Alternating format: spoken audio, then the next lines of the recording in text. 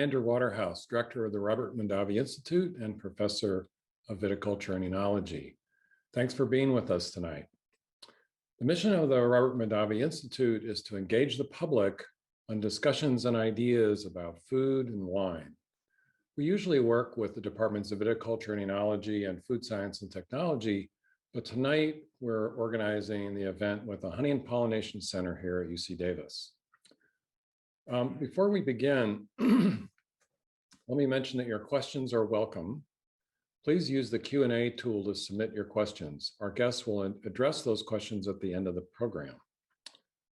Tonight's program is Sips and Bites, a program on mead, the wonderful beverage that most of you have never tasted. Tonight's moderator is Amina Harris. She's the director of the Honey and Pollination Center at UC Davis. In addition, with her family, she owns and runs Z Specialty Foods, which sells honey and other products as well. The Honey and Pollination Center showcases the importance of both honey and pollination to the well-being of consumers through education and research. To help make UC Davis the world's leading authority on honeybee health, pollination, and honey quality. Projects of the center include development of a honey tasting wheel, an aroma wheel, and creation of a master beekeeping program. Welcome, Ms. Harris. Well, thank you very much, Andy. It's really a pleasure to be here today. It's sort of exciting to be doing this. The Honey and Pollination Center has been sort of in the forefront of investigating different ways we use honey and nature's finest sweet. And so this evening, we're going to actually be focusing on not just honey tasting and honey quality, which is what I'm usually looking at, but mead and mead making. The center has been involved in offering courses on making mead since 2014. And the culmination is just starting to show itself as more and more meaderies are happening out there in the world. Now, many of you know that we have a tasting tonight, so I'm going to suggest that you get your bottles opened and ready so that when the time comes to taste, you'll be ready to pour instead of running for a corkscrew at that time. Before we get going, I wanted to mention that the center will be hosting two programs coming up. One is on making mead called Getting Creative, May 7th and 8th. And one is the Honey Adulteration Symposium, and that's coming up April 22nd. You can find all the information at honey.ucdavis.edu. Tonight, I'll be speaking with Ken Schramm of Schramm's Mead in Ferndale, Michigan. Ken is often attributed with jumpstarting the entire mead renaissance, which is now taking place. That said, most of the world has not experienced mead, especially delicious mead, something we hope to change just a little bit this evening. So welcome, Ken. Ken's been involved in the world of making mead for the past almost 30 years. And along the way, he has come to be sought after as a presenter and mentor for his knowledge and his passion throughout the country. He's also helped develop the various mead courses we offer here with the Department of Viticulture and Enology, and we'll try to cover as much of his history and the history of mead as we can with comparison tasting along the way. So let's begin, Ken. So many people are confused about what mead actually is. Why don't we begin by defining what this beverage is all about? Yes, absolutely. Thank you for that kind introduction, Amina. It is my pleasure to be here. And mead is the fermented beverage from honey. It is its own unique beverage in the same sense that beer is the fermented beverage from malted barley, and wine is the fermented beverage from grapes. Hard cider is the fermented beverage from apples, and sake is the fermented beverage from rice. Mead is the fermented beverage that starts with honey. There are a lot of additions that are made to mead. People add spices, people add fruits. We particularly like fruits because of the acid contribution that they make. And we are delighted to be presenting or trying to put our best foot forward on this beverage, especially in an instance like this. So how did you become so interested in mead? Do you want me to go all the way back? Well, I mean, I've been interested in beverage alcohol since before I was supposed to be. Uh, I was just like most American kids. I had a few beers when I was in high school, and I really didn't like them all that much. And so as I made my way into my late teens, I asked my father what a really good beer was, and he said that he had gone to Germany after his senior year in high school, and when he was there, he had really enjoyed Dortmunder Union and Lowenbrau. And at the time, Lowenbrau was not being brewed in the United States; it was still being brewed in Germany, and Dortmunder Union was around. And I I went out and bought a 6-pack of each. And apparently, when you buy good beer like that, they don't question whether or not you're maybe not 18 yet, which was the drinking age at the time. And I liked them. They were great. They were a revelation. They tasted like malt. They tasted like hops. They were really delicious on their own. And at that point, I gave up drinking American beer for the most part, and moved into good beer. So I had been drinking really good beer all the way through college and whatnot. And then in 1988, my older brother, well, 1987, Christmas of 1987, my older brother gave me a beer making kit for Christmas. And I wasn't really sure I could make good beer. It didn't seem like it made sense that I would be able to do this. I'd never done anything like that before, although I was a pretty good bread maker and a pretty good cook. I could make a great lasagna and a really good pie. But it didn't click that I would be able to make a really good beer until my brother-in-law, Andy, showed up at the Andy, who by the way made the label for the Heart of Darkness. But Andy brought a porter that he had made from the same kit. My brother had bought one for my younger brother, my brother-in-law, and I, and me. And anyways, Andy's beer was terrific. It was just delicious, and I knew at that point that I could learn to make good beer. So I started in immediately and began making beers rapidly. The book that was included in the kit that my brother gave me was The Complete Joy of Homebrewing by Charlie Papazian. Charlie Papazian's given credit for pretty much launching the craft beer movement in the United States. He was the president of the Brewers Association for a long time, and his book, The Complete Joy of Homebrewing, was the first exposure that a lot of people had to how to make a good beer. And so then you told me that your fourth batch of beer was Mead. So how did that beer become Mead? Well, I'm a pretty voracious reader, and I ripped through the entire book as soon as I decided I was going to become involved in it. I went through the entire book, and in the back of the book there was an appendix about how to make mead, and Charlie spoke about mead in superlative language. It was the beverage of the gods, and I mean he just used magnificent terms to describe mead, and I thought, well, if it's that good, I've got to try it. So the fourth batch I made was, in fact, the Bark Shack Ginger Mead, and I made a raspberry Bark Shack Ginger Mead from the back of the book. And but in the course of all of that, it seemed at the time like it was taking forever. And now I look back through my brewing journal and I realized I blasted through this stuff in about 4 months. I went from being a non-brewer to having made 10 batches and joined the American Homebrewers Association. And when I joined the American Homebrewers Association, I got the Zymergy magazine. I still have it in my in my bedroom. I was looking at it the other day, and in that magazine was an introduction to the first 5 people who had become master judges in the beer judge certification program. One of them was a guy named Bill Pfeiffer. He was from Wyandotte and I was from Taylor. Those are both suburbs of Detroit. He lived about 15 minutes away. So I looked him up in the phone book and I called him. and he said, yeah, come on by. And we became great friends. We ended up making many, many batches of beer together. But in 1985, Bill was the mead maker of the year for the American Homebrewers Association and their national homebrewing competition. He won the whole shooting match in Mead.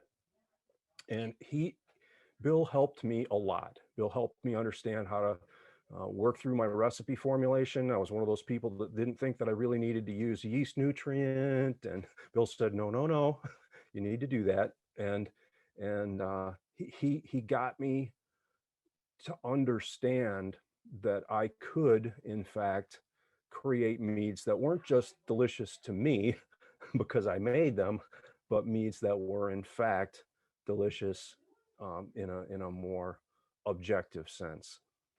So one of the things that that sort of happened in the world of mead, and I know this really from having now met many mead makers throughout the country and actually the world, there's sort of an era that's like the before Ken Schramm period and the after Ken Schramm period. So for those people listening, this may sound really grand, except the fact is that nobody was really pushing the envelope when it came to mead. So it was a very small window to start with. And I'll let you take the next piece. Well, the first couple of things that started to define the big change in mead's popularity were in 1992. Some friends of mine and I were very cognizant that there wasn't a mead only competition. There was no place you could send your meads to compete exclusively against meads. That's part of the National Homebrew Association Conference nationals, but just as a standalone mead only competition, there wasn't one. And so I came to the club one night and said, okay, guys, I want to start a mead only competition. And I started that actual discussion happened in 1991. And we came up with the name, the Mazer Cup, and we sanctioned that competition at the time with the American Homebrewers Association. And it became the first ever mead only competition in the United States. And it is the biggest one in the country. And as far as I know, I believe it's the biggest one in the world right now. So that was big. That was big because what we did was we created a way for people to compete, and then also a way for people to become judges and familiarize themselves with what the best meads were and what the people that were making those meads were doing. It became a means of exchanging information and networking, and it was a very effective way to spread the knowledge of what was really good. So that was the first thing, and then once that became a thing, we went back to the American Homebrewers Association National Conference, and they said, hey, this is cool, you're doing this mead competition. Would you guys like to do a presentation on mead when we do the National Homebrewing Conference in Denver in 1994? And at that point, Dan McConnell was really influential. You'll see his name if you do any deep diving on early mead stuff. You'll see his name and my name on a bunch of the papers and articles that were coming out of various magazines, the American Mead Association Journal and Zymergy magazine. Dan and I decided that what we wanted to do, a little bit from our learning from Bill Pfeiffer, was that we needed to understand how the different yeasts that are available to mead makers impacted the outcome of the mead, and then also how the use of different varietal honeys would impact the outcome of the mead. And so we put together this presentation that we did in 1994, where we made 6 different meads with the same honey and 6 different yeasts, and then 6 different meads using the exact same ratio of honey and water and the same recipe effectively, with 6 different honeys and the same yeast. The result was, and then we took all the scraps and put them all together and made a blended mead out of those 6, and that became the 13th mead. And so now we had these 13 meads, all from the same recipe, that were instructional in that way. And we took them all to Denver. Dan McConnell and I threw them on an Amtrak train in Ann Arbor in kegs. The poor conductor looked at us like we were out of our minds. First, he wouldn't even let us get on the train. We said, look, we're, we're going to we're going to Denver with these meads. If we have to scream until you let us on the train. And he finally said, okay, get out. And we got on the train and headed out. And that was another before Ken Schramm, after Ken Schramm moment, because when we did that presentation, there were people in, in 1994, you're still pretty early in the craft beer movement. There were some people who became the Illuminati of craft beer in that presentation, and they all pretty much had more than enough mead, which was pretty joyous. But they also learned a lot, and that was a huge eye opener, and it did a lot to change the mead universe in 1994. So then you began in 1997 to write a book that's now become sort of the seminal book for mead makers all over the world. Can you tell us a little bit about that process? Yeah. Let me talk a little bit about Dan. Dan and I were going to do this originally together. Dan is an incredible human. He's a research microbiologist at the University of Michigan. He basically he teaches graduate students how to do lab technique, and he's an incredible man. Trying to write a book and be that kind of a person at U of M didn't work out as a good match for Dan. So when the time came, we had originally planned to write the book together, but when it came down to brass tacks, and the folks from Brewers Publications said, "Hey, we want you to write a book," I said, I'm going to do it myself, because and Dan agreed, and I said about that, and it took a while. I mean, it took a long time. It probably took about I worked on it for probably 10 to 20 hours a week. Some weeks I worked on it for a lot more than 20 hours a week, and it took from 1997 until basically Christmas of 2002 to get the text ready to go and to get all the photographs taken. And the goal with that was to provide a meaningful reference text for mead makers so that they could have one place to go to find out about the ingredients that they were going to use, the techniques that they were going to use, to understand the nutrification that they needed to have to have the meads come out tasting delicious, and to basically structure the book is structured so that people can read it and understand recipe formulation, and such that they can hopefully think through what they want their mead to make to taste like, and figure out how to make it. If I'm going to interrupt and talk about this right now, if we can, because I think we're at the point where we should. Well, just one thing, we do need to, and you can cover it as we go. Maybe we'll just keep asking some questions, but Sure. We want to talk a little bit about how you got your own meadery going too. Okay. Well, let's taste this, and Okay. understanding really good wine was very integral to being able to make good mead. You have to understand what the elements of balance are. You have to understand how they work together. How you can capture the essence of ingredients and turn them into a good fermented product. This Bogle Sauvignon Blanc, it is cold fermented in stainless steel. It, as far as I know, doesn't get barrel aged at all. And it's, forgive me, I'm gonna do the swish and spit thing here, but I'll ask everybody to pour and taste, and then I'll quickly run through what my comments are. I tasted this last night and wrote my comments ahead of time so that I can move through this quickly. First off, let me say this. This is a really good quality to price ratio wine. It's a delight to drink at its price point. It's clean. It is very typistic, meaning it's clearly a Sauvignon Blanc for those people who love Sauvignon Blanc, and it punches way out of its weight class. Oh, these are my tasting notes. First, let's get to my aroma notes.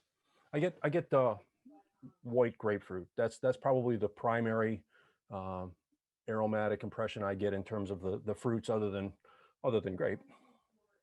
I get a lot of standard lemon. I know. I've read some other reviews of this that talk about lime, and I get a little bit of lime as well. But I get the classic Eureka Lisbon. Eureka is the bumpy lemon. Lisbon is the smooth lemon. One of the things that I want to comment on here is that when I talk about fruit, I'm a fruit maniac. And so when I talk about apple, I'm not just going to say green apple, because green apple could be apples that are the color green or apples that aren't quite ripe. And that really doesn't get down into the details of what individual green apple varieties taste like. So I get Golden Delicious and Egremont Russ in terms of the aromatics on this. And I also get quince, which is another palm fruit. And I get the Cook's Jumbo and the Champion are the two that I'm familiar with, but they are also the two that I can taste in here. I do get a considerable amount of herbaceous content here. I get lemon balm. I do get the pyrazine green pepper thing going on, and I also get some consort black currant leaf, and black currant is a fruit that's kind of unique among fruit, because if you take a black currant and crush it in your hand, and you take a black currant leaf and crush it in your hand, they both smell very, very similar. And that is not at all true of raspberries or cherries or any of the other, any of the stone fruits or most berries. But consort leaf is one of the most distinctively, it has that cat ketone thing in spades. So if you're interested in finding a variety of black currants that can deliver up that character, even if it's just to learn about it and show it to your friends, there's no wood aroma at all for me in this, and I get a little light yeastiness, and that came about after last night, after I had let it sit in the glass and warm up a little bit. That's when I got that kind of doughy thing going on. But it's really, it wasn't at all unpleasant. It's a very attractive note. I get the same citrus and pome elements. I get the same white grapefruit. I get the same quince. And similarly, the same herbaceous components. When it comes to what it's like on the palate, though, there are different apple varieties that come to me. Knobbed Russet, Calvo Blanc, and Ribston Pippin, because those are really brightly acidic apple varieties. Calvo Blanc has got more vitamin C in it than an orange does. And Knobbed Russet, if you haven't ever had one, it's just an ugly looking thing to your eye, and it is an absolute blessing to your taste buds. Still get that faint consort leaf thing going on. This is a very acidic wine. I talked about that as tongue leak. It does immediately force your mouth to begin to salivate. It's got the acidity rivals the fruitiness in terms of its initial impression. And in order to understand this, then what I was hoping we could do is take a look at the tasting notes from the producer, a lively entry, fresh cut grass. There's tropical passion fruit. I didn't get as much of that, although the more I thought about it, those apple varieties that I described are some of the most tropical tasting apple varieties.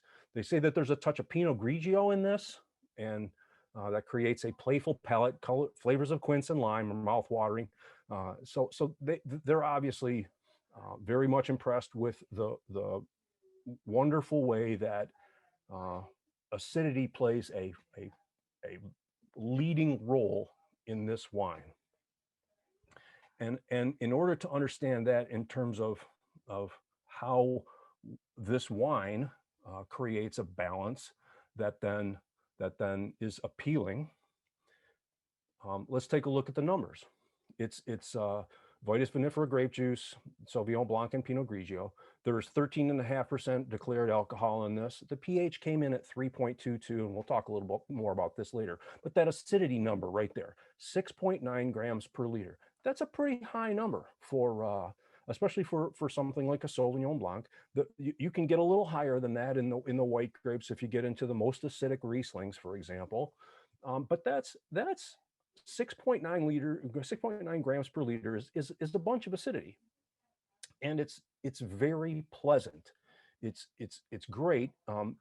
It is balanced against about a half of a gram of sugar per liter as well. So this is a dry wine at the edge of the amount of acidity that you can deliver and have it be pleasant. And if you look at the food, well, here's the food pairing we had with it last night: pan-fried garlic and lemon scallops, asparagus and lightly cooked honey bomb tomatoes, and olive cheese balls. And it was terrific. It was a terrific pairing. My wife and I both enjoyed it immensely.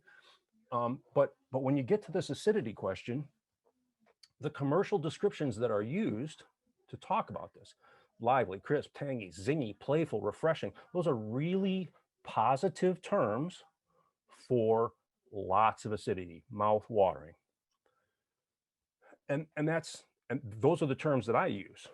On the other hand, if you're not a fan of acidity, you can use terms to describe this kind of a level of acidity, or a higher level acidity that's not pleasant, as puckering or tongue lashing or sour or palate withering. And it's a matter of de gustibus non disputandum. It's on your own. It's in your own perception. If you don't like that level of acidity, it's going to be tough to move beyond that level without adding some residual sugar to create something that is appealing. And that is why the really high acid Rieslings come with a pretty good dollop of sugar. And I'm going to get out of this for just a second and come back and talk. Excuse me. Oh. Hello, Lily. So so Amina, let's get back to questions. That's the framework, the point of reference for a dry wine. Really good mouthfeel, really nice aromatics, and let's move on. Okay, so this gives us a little bit of what wine can taste like. We're going to be moving on to what different kinds of meads can taste like. But the first thing I'd like you to talk about a little bit is how and when did you start your own meadery, and exactly why did you do that? And now you've got the whole family's involved. Sure. I knew pretty much from before the book came out that I could make a commercial. Excuse me, Lily, you got to get down. Welcome to the world of 2021 Zoom calls. I knew that I wanted to start a meadery as far back as the 90s. I was pretty well convinced that I could make something that was attractive. I was pretty familiar with been studying the world's great beverages for a while. So it was really, for me at that point, a matter of getting my daughters through college. I was gonna, my parents paid for my college education, and I was determined to pay for my kids' college education, which we did. But that meant that there was no money to to start investing in a meadery. But once they had gotten through school, it was possible for me to take the money that had been going to their school or to my retirement savings and stick it in a bank account to start a meadery, and that's exactly what I began planning. I had a couple of partners originally that I had hoped to use to fill in my own. They say hire your weaknesses, and I was going to do that, but that it just didn't work out. And I eventually went to the Small Business Administration, and the Small Business Administration counselor looked at he Googled me, and he said, "I'll call you back in a couple of days." And about 90 minutes later, he called me on the phone. He said, "I just looked you up. So why do you want partners? You come and see me tomorrow." So I did. And then I went ahead and got started on starting a meadery on my own. Allison was finishing college at that time. She's a graduate of the University of Michigan, which is in the Sweet 16. And who else is a graduate of the University of Michigan? And so now, Allison's had a tremendous breadth of experience. She's was an international business or international studies student at the University of Michigan, studying German language, and she's also worked in restaurants from the noodles and company level on up through starred restaurants in Europe. And so she was a perfect person to help out with this. And so she signed on. She decided she was interested. We got a lot of help from a couple of our family friends, and we got started in, well, it's 7:34. I'm gonna try and get through this. And I think we need to move on to our blackberry. You can talk about the family as we go. Sure. Here's blackberry. I'm going to do blackberry, and I'm going to taste blackberry. I'm going to share again really quickly. I'm going to share my screen. Allison has helped to develop this document here. This document is the tasting guide that is being prepared for Schramm's Mead and for the Mead Institute. There is a strong need for the mead industry to have a guiding tasting protocol that will help people who need to have things to say, who need to be able to say things about mead, to be able to say them in a relatively standardized and effective fashion. And so what Allison has done is to create this document, which moves you through the entire tasting process kind of systematically. So we can see that this is a clear mead, and we can see that the viscosity is medium, and that the maturity for this mead, I would say, is probably somewhere between developing and mature, and the intensity is moderate to powerful. The honey character is probably slightly muted. There's obviously a ton of berry. I would say that the fruit character is ripe and fresh and tart. I wouldn't say that it's baked or dried or jammy or overripe. There's some, I'm not going to go through all of the details of this, but the one thing I will say is that blackberry is full of vanillins and linalool, and they come through beautifully here. The structure in the meat and the mouthfeel, it is still, the alcohol is probably medium to medium plus. I think this is about, technically it's around 13%. I think it's labeled at 14.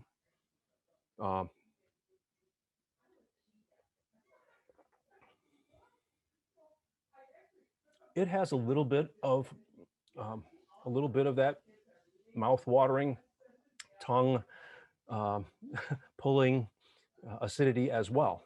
And there is a bit of tannin there. I wouldn't say there's a lot of bitterness. In the mead world, I would say that this goes into the sweet category. Probably in the wine world, this would be considered very sweet.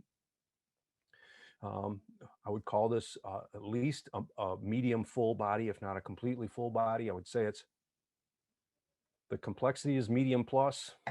I've had people say high. And the finish is very long. This will hang on your palate for a while.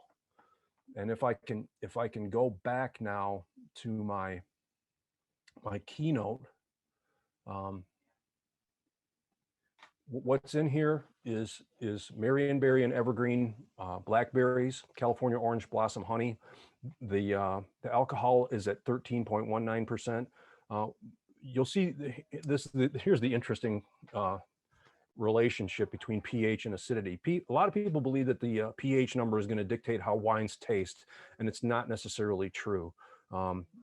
pH is a reflection of, not true ratio between hydrogen and hydroxide ions, but it is a reflection of the relationship between those two. But this is 8.9 liters or 8.9 grams per liter of acidity, primarily malic, and a small percentage of ascorbic and gluconic. The gluconic comes from the honey.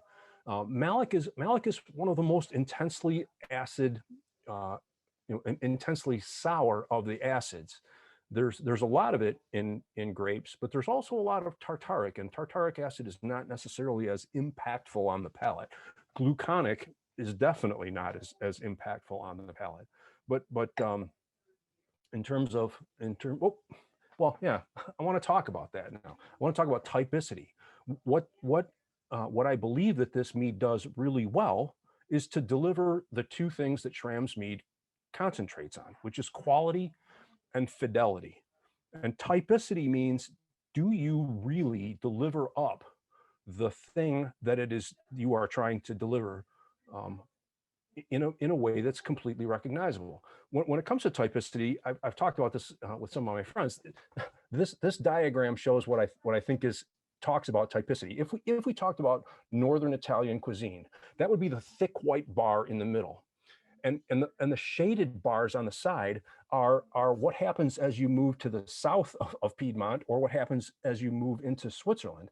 The food is going to change slightly, and eventually it's going to get to the point where it's crossed over into Swiss food, or food from out of Piedmont, out of Northern Italy. And where those distinctions happen is a matter of personal taste.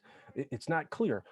Sometimes the band of what is defined is wide, and the amount of gray area on the sides is small.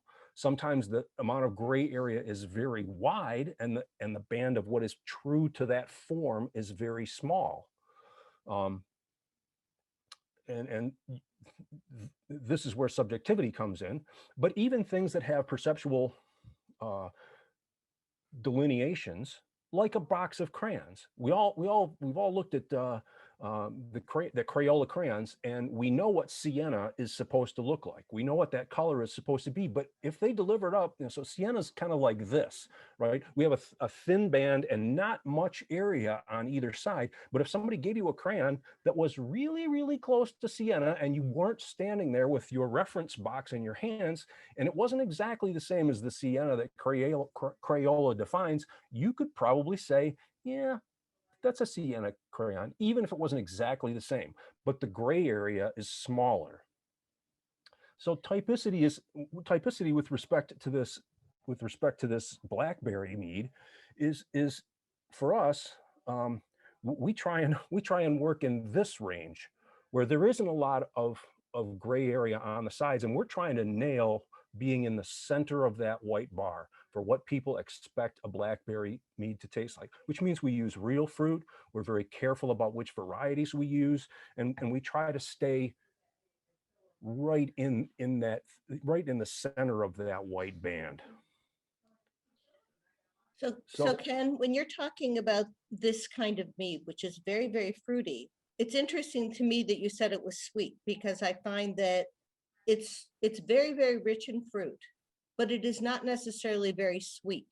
And I don't find it cloying. I don't find it real sweet. And I'm wondering if that's part of what happens when you're paying so much attention to the quality of the meat itself, to the quality of the fruit. It is the perception of whether or not the mead is sweet is based on that relationship between the sugar and the acidity.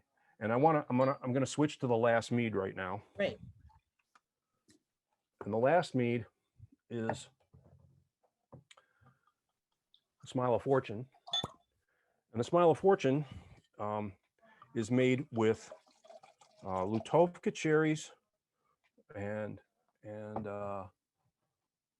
boysenberry, red raspberry. It is it's a wonderful.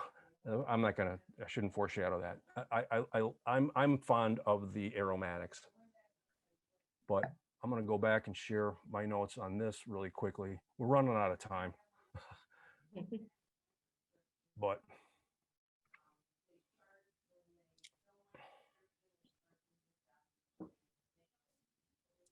Perhaps while you're getting it set up, we can talk a little bit too, yes, about the food pairings. That's what I was going to Well, suggest. okay, I'll back up.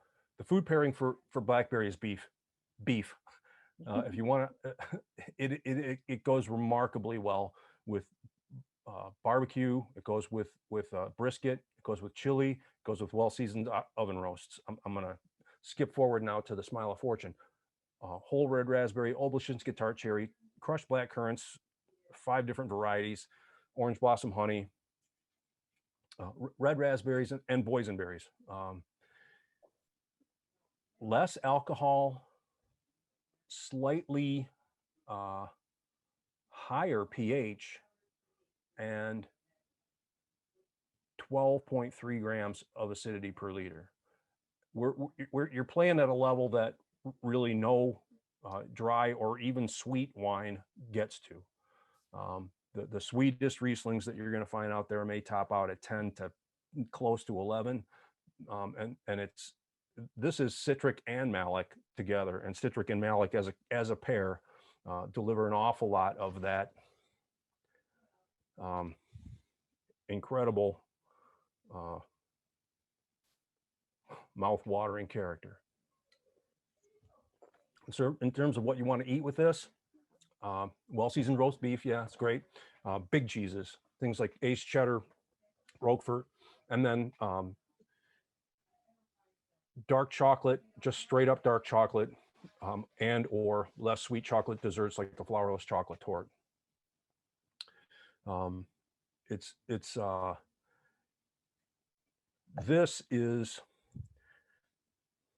This mead reflects a lot of our philosophy about mead, and it reflects a little bit of my philosophy about mead too. I hope that Harold McGee is on and listening. I loved the book. We're fans of the same thing. And we share kind of a mentality that says that the universe is self-assembling. If you go back to 10 to the minus 43rd seconds and start off with a plasma of subatomic particles and move forward to the present, the universe has just continually become more and more complex. You go from the hydrogen to helium, stars, planets, plants, animals, human beings, bees, flowering plants, the ability to ferment things. And mead is, in terms of what we ferment, mead is the only thing that we ferment that comes from an animal into an alcoholic beverage. Yeah, I know cheese and various other things, but mead is the only alcoholic beverage that comes from an animal. And that's what creates issues for the meat industry. I mean, bees are a tough thing to deal with. But now what we've done with this mead is to take honey and a number of really delicious fruits and a really high level of acidity and what I believe is delightful sweetness, and smash them all together in the same way that the universe is smashing things together to make humans, who make computers, who make Zoom applications, who end up putting together a few hundred people to sit and talk about mead. So we're going to have to move on to our questions now. Sure. So I want to, but first I want to thank you, because clearly, as evidenced by the title of this, the product that so few people have ever tasted, hopefully they've tasted it now. If you're here in Davis, you can pick up Ken's Meads and a few others over at the Davis Co-op. Most people still don't know about this business, and hopefully, or this beverage rather, and hopefully soon more and more people will, because more and more people are making wonderful, wonderful mead. So I really want to thank you for being here. And I want to thank the Institute for bringing you here and helping this all happen together. And I'm going to turn it over to Andy Waterhouse, who's been fielding the Q&A, and I will relax and drink a little mead. Okay. So Ken, I have a question for you. You didn't talk about the sweetness level in the second mead. And when I saw an acid level of 12 plus, my eyes popped out. Yeah. Hang on just a second, Andy, I'll tell you. Or is that a deep, dark secret? No, it's not. It's sitting right in front of me if I can find the right sheet of paper. The sugar level is 233 grams per liter. Whoa. Yeah, it's very high. I mean, So it's you can astonishingly consume high. that with like dinner? I'm more inclined to consume the blackberry with dinner. This to me is, I mean, and this is a fairly expensive mead. It's an expensive mead to make. It's an expensive mead to buy, and it is the kind of mead that I would serve with the cheese course. Okay. That's my. I drink it occasionally with dinner. Yeah, it's tremendous with pork tenderloin. Because that set of flavors just works delightfully together. And in fact, I am a true believer in the fact that sweetness is a very maligned characteristic of foods right now. Everyone read that book that said white sugar was horrible for us, and was probably right. But this isn't white sugar. This is sugars that are arriving at your palate from bees and from fruit, and it's delicious. I don't feel obliged to apologize for the fact that it's sweet. And by the same token, that I don't ever spend time insulting beers that, you know, there's the bitter beer face commercial.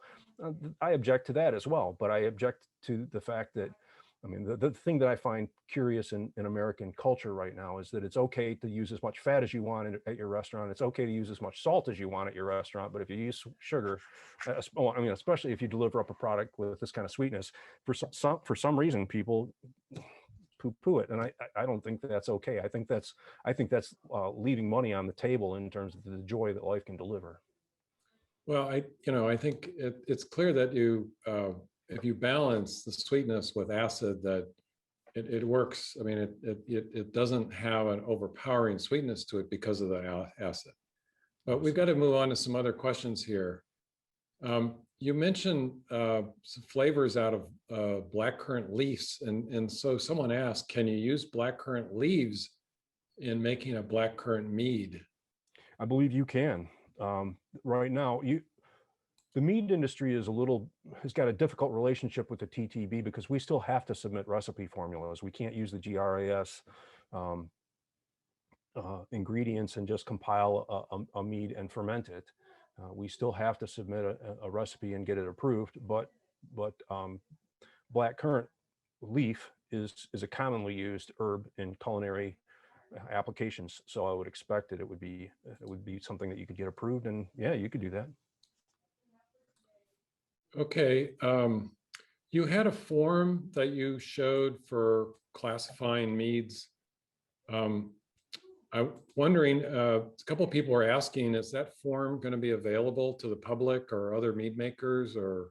Very, very soon. And we will in fact be working with Amina to see if there are ways that we can get that promoted. But there's a group called that's calling itself the Mead Institute.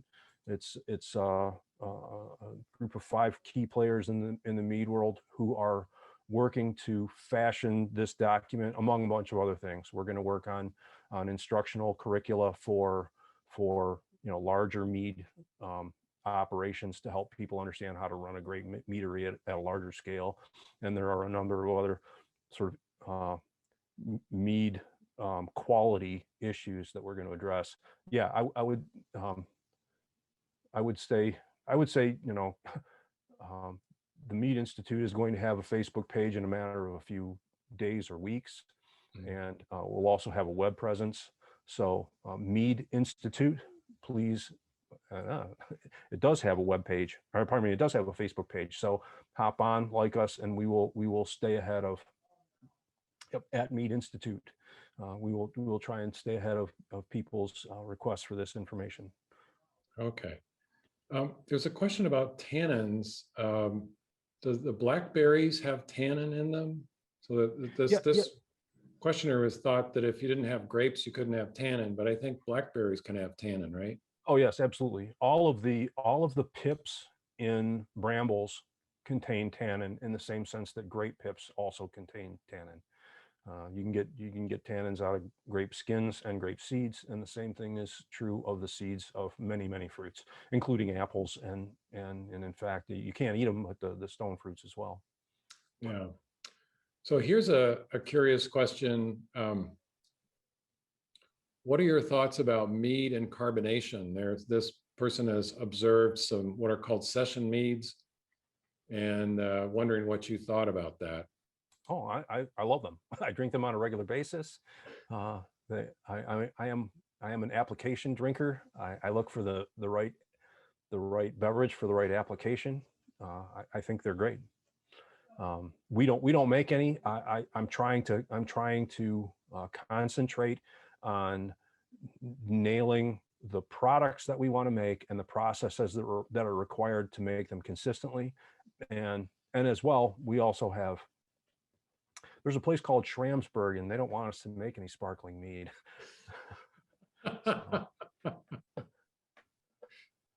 I'll talk to them. Are the cherries that you use specific to your region? The cherries that are in the Smile of Fortune are from Poland. They are Lutovka cherries, and we buy them from them. But we are in the process of starting an orchard, because there is a cherry called the Charbake cherry that grows incredibly well in southeastern Michigan, and it is, for my money, and I've tasted probably 15 or 16 varieties of cherries, most of which are not in commercial production at all. And it's the best cherry that exists. It's just incredible. And those are very much going to be a terroir product. Okay. Okay, now here's a term that I'm not terribly familiar with, melomels. One question is, I'm not sure how back sweetening comes into play with the fruit. And then another person is asking about controlling the pH by adding fruit to control pH. So I hope you understand what the questions are about. Well, can I ask you this question, Andy? Are there other questions about mead taste and whatnot? Because what I'd like to do is to just set those aside for now, and if we can get them to me, I can kind of group them together and respond to them collectively, and get back to people as long as we know who they're from. I would be happy to try and answer those offline, and hopefully get to the people who are really not mead makers, who still have an interest in mead today. All right. Well, here's one that's less technical. How many different honeys did you try out before you settled on the California orange blossom honey? Well, we tried probably close to 15 California orange blossom honeys before we picked the one that we wanted. Maybe more, honestly, and we've continually tried them, and we've made mead from other honeys. I've tried hundreds of different honeys, and we select from. Amina's got a great line on good honey. She's a great filter, but hundreds. Okay, here's a technical correction, Ken. I haven't personally had this, but an attendee called Frank says there is yak milk wine that people in Mongolia drink. Just so you know. Well, all he's doing, he may that may be true. I've never had yak milk wine, and if that is the case, every fermented beverage that comes, then there are two, and they are not. Neither one of them is readily scalable. Especially if you're short on yaks. Yeah. Yep. Well, bees don't take well to discipline, and they're I mean, it's one of the most manual products that we have as a quote unquote commodity, because those hives have to be taken apart by human beings, and the extraction process is incredibly labor intensive. It's one of the barriers to rapid expansion in the mead world. Yeah. Here's a semi-technical question. Do you freeze your fruit prior to addition, or do you prefer fresh fruit? Yes. we freeze fruits when it's necessary. So when you're making a beverage like this last one, the Smile of Fortune, all of those fruits do not ripen and become available for mead making simultaneously. So it is necessary to freeze the fruit. It's not done out of desire. Um, there are ways, I mean, if you're doing punch downs and you're pitting your cherries, there's no issue with whether or not you're going to get good extraction. It's just a matter of whether or not you have to have if you're going to co-ferment, then you have to freeze fruits in order to be able to have them available to you at mead making time. Yeah. Here's an interesting question from a wine expert. How do meads age? And is the temperature of the aging cellar, what have you, important to the aging of mead like it is to wine? It is exactly the same as it is for wine, and many of the same rules apply. We're using really good corks, thanks to James Nager, who has done a lot of research on how we're going to handle our closure situation. They have meads, because they have very high acidity, tend to age beautifully. That's true very much so of wines as well. Some of the most long-lived wines are the ones that have higher acidities that can they disassemble themselves a little bit over the aging process and round into beautiful form. But the acidity itself acts as a preservative as well, and that's true for mead as well. So another aging question, after you open your mead, do you need to refrigerate it? I presume this is in the instance that you don't drink the entire bottle at this first sitting. No, and that's reasonable. These are not created. These are not session meads. These are not created for people to pound. For me, a big serving of mead is 3 to 4 ounces. That's a big serving. I like them in the same way I like dessert wines. And because they have such a high acidity, they do last very well. I just stick the cork back in them and put them in the refrigerator. I'm familiar with, the argon gas treatments that you can do, but it's really not necessary. These meats will sit in a corked state in your refrigerator for 3 to 4 weeks without batting an eye, without even a perceptible change in character, just because they're so high. And that's our meats, like the blackberry and the Smile of Fortune, and most of our meats are incredibly high in antioxidants. We're using fruits that are very acidic and have lots of anthocyanidins and all kinds of things in them that are just naturally preservative. Okay, well, I got a couple more questions here. This one is, I guess, I don't know if it's too technical or not, but what do you typically use for finings? Well, we have used sparkaloid, and Scott Labs has ceased its commercial production at this point. So we are going to go through a whole set of bench trials to figure out how exactly we're going to replace sparkaloid. Sparkaloid was good because, well, the vegan world isn't supposed to be drinking mead, period. If they're not hip to honey, it's probably a marginal drink for vegans. But there's really no, there certainly isn't. It's not like using an isinglass or anything else. Sparkaloid was really easy to use, predictable result for us. But now we've also used bentonite. All right, now here's a good final question. How healthy are meads for you? The TTB doesn't want me to say it, but I'll speak about the ingredients in mead. I won't speak about mead per se, but honey is a magnificent, readily absorbable, wonderful balanced sugar that is unrefined. All of the fruits that we use in these meads are considered really wonderful antioxidant type fruits. They are the darlings right now of the health food world because cherry juices and blackberries and black currants. They're just rich in all of the things that your doctor is telling you you should take advantage of. Andy, do I have time to share one last slide? Okay, one last slide. One Then we last gotta slide. wrap it I up. promise. This is one last quote from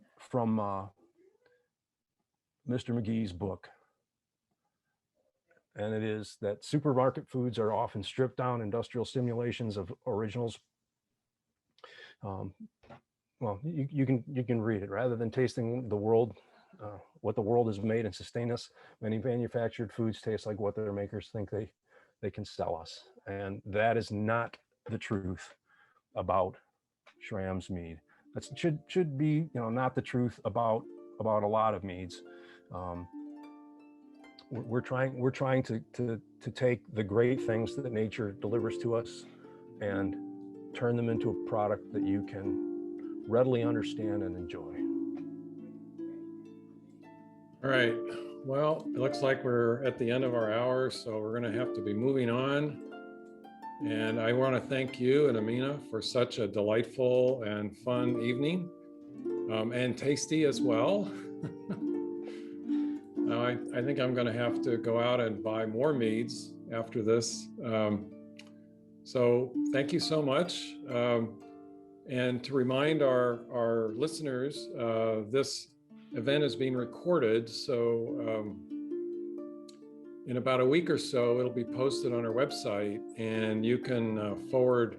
We'll be sending you a notice about the event, and you can forward that with the link to any of your friends who you might want to watch the event as well.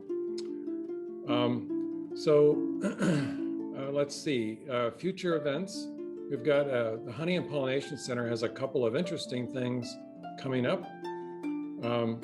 Honey is one of the most adulterated foods in the world. And to help retailers and others understand the issue, the center is sponsoring the Honey Adulteration Symposium on April 22nd. It'll be in the morning, Zoom virtual event, as you might suspect.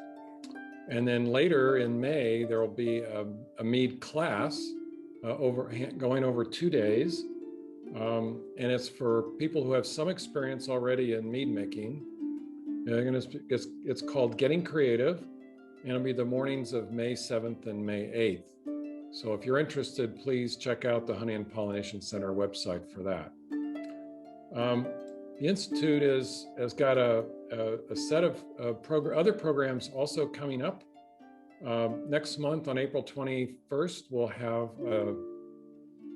a Sips and Bites program on indigenous foods, Taste of a Lone Culture, and that'll be April 21 at 6 p.m. And then in May, we'll hear from the brewmasters at the brewery in San Diego who are making beer wine hybrids. The discussion will be moderated by the Anheuser-Busch brewing professor, Glenn Fox. So keep your eyes open for that event as well. I hope you can attend one of our upcoming events. And in closing, I'd like to thank the Friends of the RMI for their support. And thank you for coming by tonight to hear about Mead. Good night.